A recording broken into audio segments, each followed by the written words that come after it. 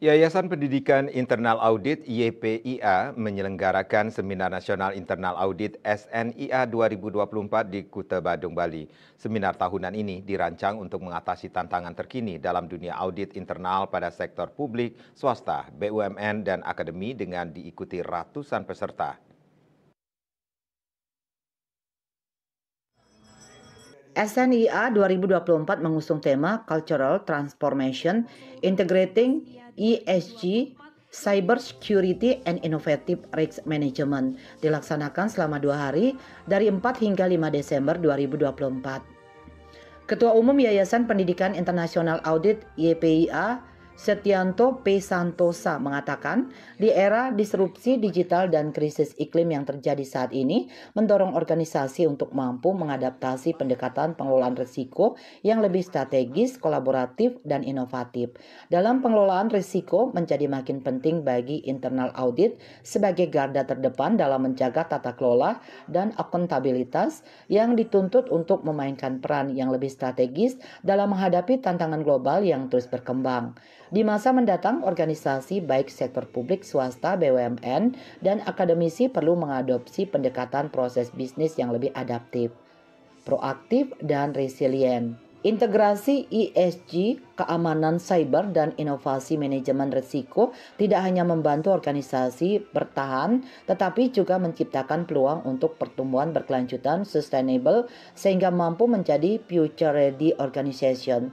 Sementara untuk bertransformasi menjadi future-ready organization, diperlukan kemampuan untuk melaksanakan transformasi budaya sebagai landasan strategis untuk menghadapi dinamika global yang terus berubah. YPIA melalui kegiatan SNIA 2024 menyediakan sesi untuk brainstorming bagi para praktisi dan pemerhati di bidang internal, audit, serta pimpinan di instansi pemerintah, swasta, BUMN, dan akademi, serta merumuskan rekomendasi bagi para key stakeholder pada level nasional dan daerah. Auditor, kalian harus bisa menekan inefisiensi di Indonesia ini.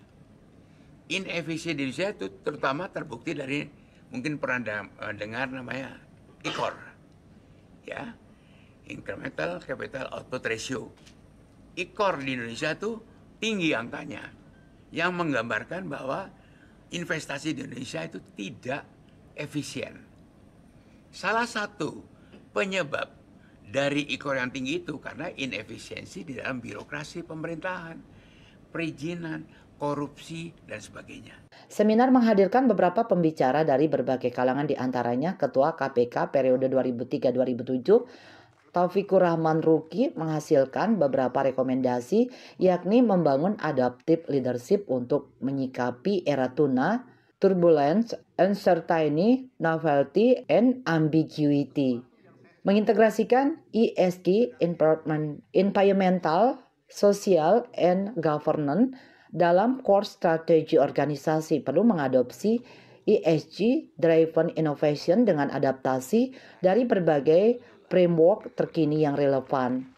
Membangun cyber resilient ecosystem dengan pendekatan budaya kolaboratif.